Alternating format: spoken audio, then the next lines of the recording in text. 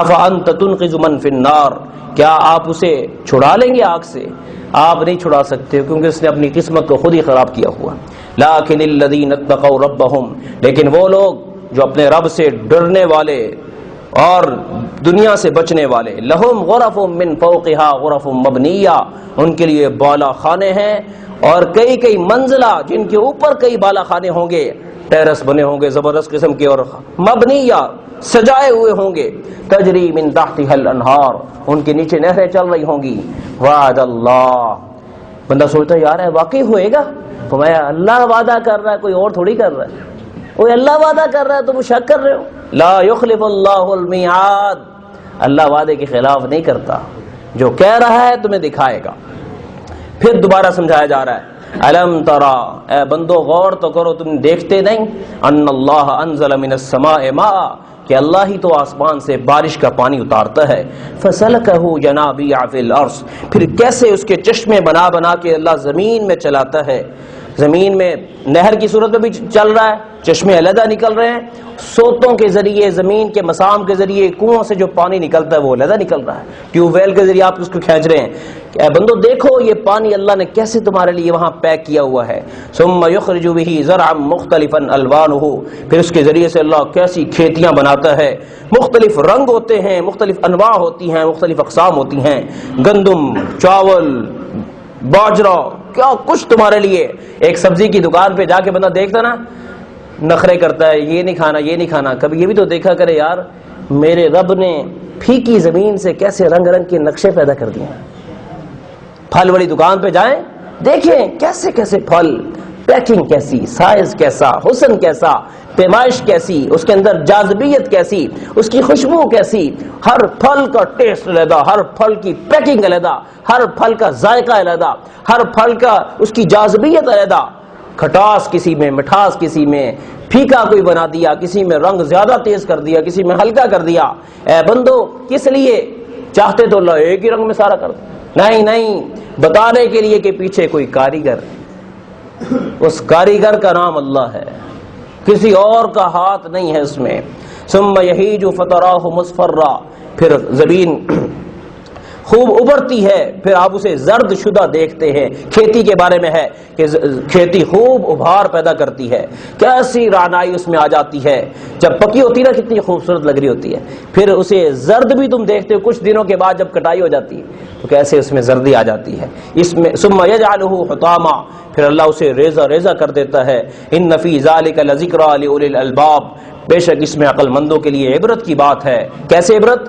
کہ دیکھو حسین ترین فصلیں کچھ دن ان کی چمک دمک کے ہوتے ہیں، بعد میں وہی زمین جب کٹائی ہو جاتی ہے ایسے گنجی بن جاتی ہے۔ سبق کیا ہے؟ عبرت کیا ہے؟ اے بندے تجھ پر بھی ایک وقت آنا ہے کہ تو محنت کرتے کرتے کبھی تیرا کاروبار عروج کو پہنچ گیا، تیرے بچے بڑھ گئے، تیرے بچے جوان ہو گئے، ان کی شادیاں ہو گئیں، اب تیری کھیتی کے کٹنے کا وقت آ گیا۔ اب دادا جی جائیں گے تو جی میرے پوتے ہو گئے، بس پوتے ہونے کی دیر ہے، تمہاری چھٹی، اب تیاری پکڑو۔ بڑی فخر سے کہتا ہے میرا بچہ جوان ہو گیا، تیاری پکڑ، اب تو جا رہا ہے بچے، تیرا بچہ جوان ہو رہا ہے، اب تو بوڑھا ہو رہا ہے۔ یہ کسی کو سمجھ نہیں آتا، اپنے بچے کے قد کو دیکھتا ہے، سر کو دیکھتا ہے، یار میرے برابر ہو گیا، اس کا مطلب اب تو جا رہا ہے۔ کبھی اس زاویے سے بھی تو دیکھنا چاہیے۔ ہمارا نصیحت ہے، کائنات کی ہر چیز میں نصیحت ہے کہ جب میں کسی چیز کو عروج دیتا ہوں پردے کے پیچھے زوال بھی رکھا ہوتا ہے، میں کسی چیز کو حسن دیتا ہوں پیچھے فنا بھی لکھا ہوتا ہے، کسی چیز کو جب میں عزت دیتا ہوں پیچھے ذلت بھی ہوتی ہے، ہر خوشی کے پیچھے غم چھپا ہوا ہے، ہر صحت کے پیچھے بیماری چھپی ہوئی ہے، ہر وجود کے پیچھے فنا چھپی ہوئی ہے۔ اس لیے عبرت ہے، لیکن جس کے دماغ میں گودا صحیح ہو، عقل تو ہو۔ یہ کیا عقل ہے کہ بس ضربے لگا کے یہی سب کچھ کرتے رہو۔ لیکن ہر ایک کو یہ بات سمجھ میں نہیں آتی۔ یہ کسے سمجھ آتی ہے؟ جسے رب تعالیٰ نے دل میں ایمان کے نور کا چراغ جس کے سینے میں روشن کیا، ایمان کا دیا جل رہا ہو تو پھر ایسی نظر ہوتی ہے، اور اگر یہ دیا نہ ہو پھر بندہ سب کچھ اسے کچھ دکھتا ہی نہیں، ہر ایک کو یہ چیزیں نہیں ملیں گی۔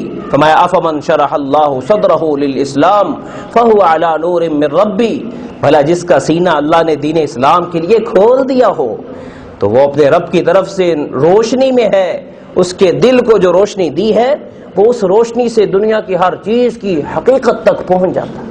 وہ کہتا ہے یار وقتی ہے، وقتی، اس کے پیچھے کچھ بھی نہیں ہے، چند دن کی سامان ہے، آگے فنا ہے۔ فویل للقاسیۃ قلوبہم من ذکر اللہ، پس جن لوگوں کے دل میں جن لوگوں کے دل اللہ کے ذکر سے مراد قرآن بھی ہے، اللہ کا نام بھی ہے، جن لوگوں کے دل اللہ کے قرآن اور ذکر سے متاثر نہیں ہوتے ان کے لیے ویل ہے، ہلاکت ہے، خرابی ہے۔ وہ اپنے آپ کو خوش قسمت نہ سمجھیں کہ یار میں نے تو کبھی رونا آیا ہی نہیں اللہ سے۔ ہاں کاروبار کا رونا ہمیں ملتا ہے، رب کے لیے رونا اور چیز ہے۔ کس بات پہ رونا؟ کہ اللہ اتنے سال ہو گئے ابھی تک میرے وجود سے تیری معصیت نکل رہی، مجھے معاف کر دے۔ اس بات پہ بھی کبھی رونا آیا کہ مجھ سے گناہ کیوں ہوتا ہے؟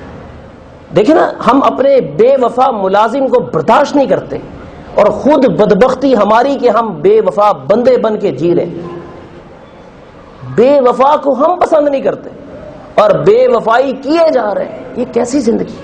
یہ میں نے بھی جاگنا ہے، آپ نے بھی جاگنا ہے۔ یاد رکھیے اللہ تعالیٰ کے ہاں اندھیر نگری نہیں، ایک ایک کا حساب علیحدہ علیحدہ ہوگا۔ ہم جتنے بیٹھے ہوئے نا، میرے سمیت ہر ایک کی فائل اللہ کے ہاں علیحدہ ہے، آنکھوں کی فائل علیحدہ، زبان کی فائل علیحدہ، کانوں کی فائل علیحدہ، ایسا پیچیدہ نظام ہے ہم سمجھ بھی نہیں سکتے اس کو۔ ایک ایک کی زندگی پوری سیو ہو رہی ہے، پھر ہم کیوں نادان بنے ہوئے ہیں؟